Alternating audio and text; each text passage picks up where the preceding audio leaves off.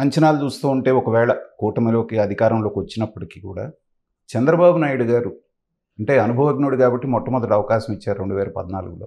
అదే అనుభవజ్ఞుడిని తీసి పక్కన పెట్టారు 2019లో. మళ్ళీ ఒకవేళ చంద్రబాబు నాయుడు గారు వస్తే దీన్ని రీకన్స్ట్రక్ట్ చేసే అవకాశం రాష్ట్రానికి చంద్రబాబు నాయుడు గారు లాంటి అనుభవజ్ఞుడు అవసరం ఉందని మీరు భావిస్తున్నారు? దానిలో అనుమానం లేదు. ఆ కారణంగానే ప్రజలు మద్దతు ఇచ్చారు. మద్దతు కలిసి ఈ పోటీ గట్టిగా ఉన్నది. ఇప్పుడు చాలామంది దృష్టిలో ఈ కూటమి గెలిచే అవకాశం ఉందనే పరిస్థితి ఎందుకు వచ్చింది?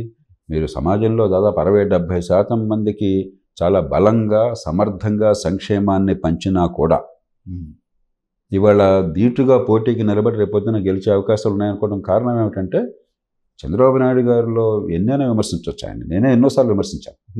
అధికార కేంద్రీకరణ కానీ రాజకీయ తీరును కానీ అప్పటికిప్పటికి విమర్శిస్తాను, అది వేరే విషయం. కానీ ఆర్థిక వ్యవస్థ పెరగాలి, పెట్టుబడులు ప్రోత్సహించాలి, ఆదాయాలు పెరగాలి, ఉపాధి కల్పన జరగాలి, మౌలిక సదుపాయాల కల్పన చేయాలి అన్న విషయంలో ఎవ్వరూ ఆయన సంకల్పాన్ని మనం కాదన్నారు. హైదరాబాద్ నగర అభివృద్ధి ఈవేళ ఇంత సగర్వంగా దేశంలో ఇప్పుడు ఎవరు వచ్చినా కూడా హైదరాబాద్ రాగానే ముచ్చటపడుతున్నారు. ప్రపంచ దేశాలతో పోలిస్తే ఒక టోక్యో కంటే గొప్ప కాకపోవచ్చు, కానీ మన దేశంలో గణనీయమైన స్థానంలో ఉందంటే దాన్ని పునాది వేసింది చంద్రబాబు నాయుడు గారు, దాన్ని కొనసాగించింది రాజశేఖర రెడ్డి గారు. ఆ కాంగ్రెస్ ప్రభుత్వం చేసిన మంచి పనులు కొనసాగించింది మళ్ళీ మన టీఆర్ఎస్. కాబట్టి దానికి మొత్తాన్ని పునాది ఖచ్చితంగా చంద్రబాబు నాయుడు గారి నుంచి పడింది. ఆ నమ్మకం ప్రజలకు ఉన్నది. ఆ నమ్మకం ఉంది కాబట్టే ఇప్పుడు అవకాశాన్ని ఇచ్చే పరిస్థితి ఉన్నది. కాబట్టి 3 విషయాలు చూడాలి నా దృష్టిలో. మొట్టమొదటిది ఆర్థిక పరిస్థితిని చక్కదిద్దాలి. దాదాపు 45-50% అప్పుల పాలైన రాష్ట్రం. మీరు బకాయిలను కూడా లెక్కేసినట్టు 1,00,000 కోట్ల రూపాయల పైన బకాయిలు ఉన్నాయని నేను విన్నాను. వాస్తవం కాదు, రేపు తెలుస్తుంది. గతంలో మీరు కూడా అన్నారు 24-25% మించి ఉండకూడదు, కానీ 45% దాకా వెళ్ళింది అనేటువంటి. అది కానీ తర్వాత ఆఫ్ బడ్జెట్ లోన్స్ కానీ అసలు చూపెట్టిన లోన్స్ కలిపితే 45-50% దాకా వెళ్ళినట్టున్నారు. దానికి తగ్గట్టు మరి ఆపద్ధర్మం అన్న కారణంగా నేను దాన్ని అంగీకరించును, కానీ ఆపద్ధర్మం కారణంగా మరి సంక్షేమం అంత పెద్ద ఎత్తున కాబట్టి ఇంకా ఎక్కువ సంక్షేమాన్ని ప్రకటించారు, సాధ్యాసాధ్యాల పరిశీలన. కాబట్టి ఈ మొత్తాన్ని కూడా జాగ్రత్త ఆకలింపు చేసుకుని ఓ పక్కన మాటలు నెరవేరుస్తూనే ఆర్థిక వ్యవస్థని ఒక ఘాటుని పెట్టాలి. అది లేకపోతే పైసామే పరమాత్మ. డబ్బులు లేకుంటే మీరు పరిపాలన అనేది లేదు తర్వాత. కాబట్టి ముందు మొట్టమొదటి చేయాల్సిన పని అంతటితో ఆగితే చాలు. అది ఎట్లాగో ఆయన చేస్తారు, పెట్టుబడిని ప్రోత్సహిస్తారు, నమ్మకం ప్రజలకు ఉన్నది. రెండోది ఈ అభివృద్ధి ఫలాలు సామాన్యులకి అందాలి. ఇవాళ దేశంలో కానీ రాష్ట్రంలో కానీ సమస్య ఏంటంటే అభివృద్ధి ఆధునిక యుగంలో టెక్నాలజీ యుగంలో చదువు ఉన్న వాళ్ళకి, నైపుణ్యం ఉన్న వాళ్ళకి, పెట్టుబడి ఉన్న వాళ్ళకి, కనెక్షన్లు ఉన్న వాళ్ళకి ఎక్కువగా అభివృద్ధి ఫలాలు అందుతున్నాయి.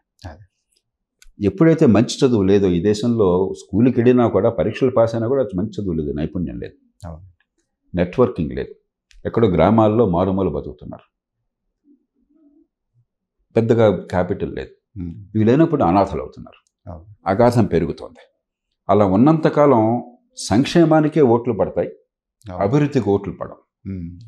కాబట్టి ఈ సమాజంలో అట్టడుగున ఉన్న వర్గాలు ఏ పాపం ఎరగకుండా విద్యా అవకాశాలు కానీ లేకపోతే నైపుణ్యం కానీ లేకపోతే ఆర్థిక అవకాశాలు కానీ సరిగా అందని వాళ్ళకి ఏ రకంగా అందేట్టు చాలా అభివృద్ధి నమూనాల మార్పులు కావాలంటే ఉదాహరణకి కనీసం నా దృష్టిలో ఆంధ్రప్రదేశ్లో ఒక 100 చిన్న పట్టణాల అభివృద్ధి కోసం దోహదం చేయాలి. అమరావతిని అభివృద్ధి చేయండి, విశాఖపట్నం అభివృద్ధి చేయండి, గుంటూరు అభివృద్ధి చేయండి, కర్నూలు అభివృద్ధి చేయండి, కడప అభివృద్ధి చేయండి, చిత్తూరు తిరుపతి అభివృద్ధి చేయండి, అనంతపూర్ చేయండి. కానీ చిన్న పట్టణాలు కావాలి, 100 చిన్న పట్టణాలు.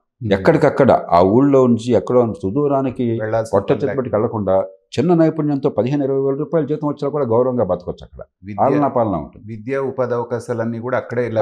అది పెద్ద కష్టం కాదు. ప్రభుత్వం కనుక టౌన్ ప్లానింగ్ సరిగ్గా చేసి మౌలిక సదుపాయాలు కల్పిస్తే మిగతా అంతా ప్రైవేట్ రంగం చూసుకుంటుంది. లేఅవుట్లు వచ్చేస్తాయి, మనకి ఈ రోజు ఎక్కడ చూసినా లేఅవుట్లు వాళ్ళే చేస్తున్నారు, అపార్ట్మెంట్లు వచ్చేస్తాయి, స్కూళ్ళు కాలేజీలు పెట్టేస్తారు, హాస్పిటల్, రకరకాల ఏర్పాట్లు జరుగుతాయి. కానీ దృష్టి దాని మీద ఉండాలి. అట్లాగే వ్యవసాయం ఆంధ్రప్రదేశ్లో మంచి ఏం జరుగుతుందంటే ప్రజల నుంచి జరుగుతుంది, ప్రభుత్వాలు కాకపోయినా కూడా హార్టికల్చర్ బాగా పెరుగుతుంది. ఊరికే పిచ్చిగా వరి వేయటం కాకుండా హార్టికల్చర్ బాగా పెరుగుతుంది. రాయలసీమలో బాగా ఎక్కువగా ఉంటుంది. మన రైతుల్ని మనం చూసి ముచ్చటపడాలి. కాబట్టి దానికి మార్కెటింగ్ కానీ ప్రాసెసింగ్ కానీ ఇవన్నీ జరగడం కోసం చెప్పని ఓ పక్కన స్టోరేజీ ప్లెడ్జ్ లోన్స్ ఏర్పాటు చేస్తూ, రెండో పక్కన రిటైల్ చైన్స్. ఎప్పుడో మన్మోహన్ సింగ్ గారి కాలంలో రిటైల్ చైన్స్ కోసం పాలసీ పెట్టారు, అమలు కాలే. ఆంధ్రప్రదేశ్ వాళ్ళ ముందుండి అగ్రెసివ్గా రిటైల్ చైన్స్ వాల్మార్ట్ కావచ్చు, మనలు కావచ్చు, మీరు వచ్చేయండి మా రాష్ట్రంలో రిటైల్ చైన్స్ ఎక్కడ పెట్టేసి అని చెప్పి మనం పూర్తిగా ప్రోత్సహించాలి. అప్పుడు ఏమవుతుందంటే ఈ మార్కెట్ చైన్ అంతా కంప్రెస్ అయ్యి వాల్యూ ఎడిషన్ ప్రాసెసింగ్ జరిగి విదేశాల్లో ఎగుమతిలో మనకు స్థానం లభిస్తుంది. మూడోది, కనీసం కొంతమేరకైనా సరే చట్టబద్ధ పాలన మళ్ళీ తీసుకురండి. అధికార యంత్రాంగాన్ని నిర్వహించే తీరులో కానీ ఇవాళ ఇప్పుడు ఎన్నిక అయిన తర్వాత కూడా జరిగిన భాగవతం చూస్తే ఒక కలెక్టర్ని ఎస్పీని సస్పెండ్ చేసే పరిస్థితి వచ్చింది. అవునండి. ఇద్దరు ఎస్పీలను ట్రాన్స్ఫర్ చేశారు, ఇద్దరు ఎస్పీలను సస్పెండ్ చేశారు, 12 పోలీసు అధికారులను సస్పెండ్ చేశారు. ఇవన్నీ చాలా విచిత్రమైనవి. అంటే రాజుల మించిన రాజభక్తి, రాజకీయం పూర్తిగా పరిపాలన యంత్రాంగాన్ని చట్టబద్ధ నాశనం చేయడం, దాని నుంచి కొంతైనా బయటపెట్టి దాంతో ఆగకుండా కొంతమేరకన్నా ఈ డిస్ప్యూట్ రెజల్యూషన్ తగాదాల పరిష్కారము, కాంట్రాక్ట్ ఎన్ఫోర్స్మెంటు, ప్రాపర్టీ రైట్స్ని కాపాడడం, ఈ 3 విషయాల్లోనైనా కూడా చట్టబద్ధ పాలన కోసం కొంత పునరు అన్నీ అద్భుతంగా మార్చలేరు. ఇవి తీసుకొచ్చి మీరు కొంత ఒక ధైర్యాన్ని కల్పించాలి సమాజంలో. ఇవన్నీ జరిగిన తర్వాత చంద్రబాబు నాయుడు గారు లాంటి వాళ్ళంత అనుభవం ఉన్న సీనియర్ నాయకులు జాతీయ స్థాయిలో మిగతా పార్టీలతోనూ, ప్రధానమంత్రి గారితోనూ, ఎవరు ప్రధానమంత్రి అయినా కూడా, ఏ పార్టీ ఉన్నా కూడా కలిసి మీరంతా కూడా జీవితంలో బహుశా రాజకీయ జీవితంలో, ప్రజా జీవనంలో చివరి దశలో ఉన్నారు. అంతే కదా, 70 ఉన్నారు. వయసు రీత్యా కానివ్వండి, ఇంకెంతకాలం ఉంటారు? అంతకాలం కష్టపడ్డారు. ఇంకా లెగసీ కావాలి. ఈ దేశ ప్రజాస్వామ్యాన్ని బతికించగలమా? ఎవరు నెగ్గినా కూడా ఈవేళ ఫ్రాంక్గా మాట్లాడుకుందాం, అంతే. టీడీపీ కూటమి నెగ్గినా లేకపోతే వైకాపా నెగ్గినా కూడా 25-30 కోట్లు ఖర్చు పెట్టకుండా నియోజకవర్గం ఎక్కడ ఉందా? లేదు కదా సార్. మనం కొంచెం మనసు పెట్టి ఆలోచిస్తే ఇది ప్రజాస్వామ్యానికి ఓటమే కదా. అది అంతే. డబ్బులతోనే అధికారము, అధికారంతో డబ్బులు అంటే నేను ఎవరిని పోటీ చేసిన వాళ్ళు కూడా తప్పట్లా. ఇవాళ కుశవాలంలో కూరుకుపోయారు. ఎందుకంటే నేను ఇప్పుడు కూర్చుని నేను డబ్బులు పంచిపెట్టినంటే నేను గ్యారంటీగా ఓటాను జనం అంటున్నారు. మీరు అదే అంటారు, ఆటగాళ్ళని మార్చడం కాదు, ఆట నియమాలు మార్చడం. కాబట్టి దాని గురించి కొంత ఆలోచన మొదలెట్టకపోతే ఎంతసేపటికి మీరు దీనిలో కూరుకుపోయి మీరంతా మీ పోరాటాలు మీ కులం పేరుతో, మీ వర్గం పేరుతో, మీ ప్రాంతం పేరుతో, మీ పార్టీ పేరుతో తనలాట్లయితే దేశానికి ఏం జరుగుతుంది? కాబట్టి దానికి అతీతమైన రాజకీయం రావడం కోసం బాటలు వేసే బాధ్యత అందరికీ ఉంది. ప్రధానంగా చంద్రబాబు నాయుడు లాంటి సీనియర్ నాయకులు ఉన్నది. ఈ దేశాన్ని కాస్త ఎంతో కొంత క్రెడిబిలిటీ ఉన్నది, అనుభవం ఉన్నది. ఆయనకి 40-45 ఏళ్ళ రాజకీయ అనుభవం ఉన్నది. బియాండ్ పాలిటిక్స్ ఆలోచించి ఒక దేశ దీని గురించి కొంత ఆలోచించాలి. కాబట్టి ఈ 3 నేను ఆశిస్తున్నాను, జరుగుతాయని నాకు విశ్వాసం ఉన్నది.